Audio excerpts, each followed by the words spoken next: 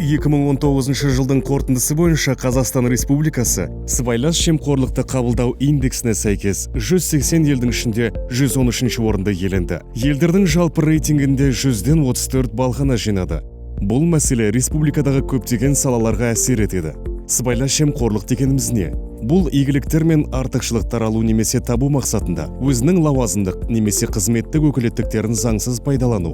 Сондай-ақ сыбайлас жемқорлық бұл игіліктер мен артықшылықтар беру арқылы лауазымды немесе қызметтік тұлғаларды параға сатып алу. Сыбайлас жемқорлық құқық бұзушылықтар үшін жауаптылық қылмыстық кодексті және әкімшілік құқық бұзушылықтар туралы кодексті көзделген. Денсаулық сақтау саласы өте маңызды сала болып табылады. Сондықтан ондағы сыбайлас жемқорлыққа қарсы іс-қимылға бағытталған шаралар маңызды рөл атқарады. Егер біреу заңсыз пайда тапса, басқа адам денсаулығына немесе өміріне қатысты маңызды шешім қабылдаудан айырылуы мүмкін. Бұған жол беруге болмайды. Ұлттық шұғыл медицинаны үйлестіру орталығы өз қызметінде осы мәселені реттейтін Қазақстан Республикасының сыбайлас жемқорлыққа қарсы іс-қимыл туралы заңы, Қазақстан Республикасының қылмыстық кодексі, әкімшілік құқық бұзушылықтар туралы кодексі сияқты заңдарға сүйенеді. Ұйымда сыбайлас жемқорлық құқық бұзушылықтардың алдын алу және оған жол бермеу бөлігінде заңнаманы түсіндіру бойынша жұмыс жүргізіледі.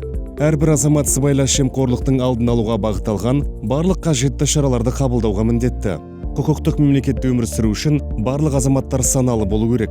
Егер сіз сыбайлас жемқорлық бұзушылықтарына тап болсаңыз, немесе ұлттық шұғыл медицинаны үйлестіру орталығына, жедел медициналық жәрдем қызметіне, немесе басқа медициналық ұйымға жүгінген кезде еріксіз куә болсаңыз, не істеу керек? Қазақстан Республикасы сыбайлас жемқорлыққа қарсы іс-қимыл агенттігіне телефон, пошта немесе онлайн арқылы хабарласуыңыз қажет. Сыбайлас жемқорлық құқық бұзушылық фактісі туралы хабарлаған, немесе сыбайлас жемқорлыққа қарсы іс-қимылда жәрдем көрсететін адам мемлекеттің қорғауында болады және Қазақстан Республикасының үкіметі белгілеген тәртіппен көтермеленеді. Сондай-ақ сыбайлас жемқорлық фактісі туралы көрнеу жалған ақпарат хабарлаған адам заңға сәйкес жауаптылыққа жатады.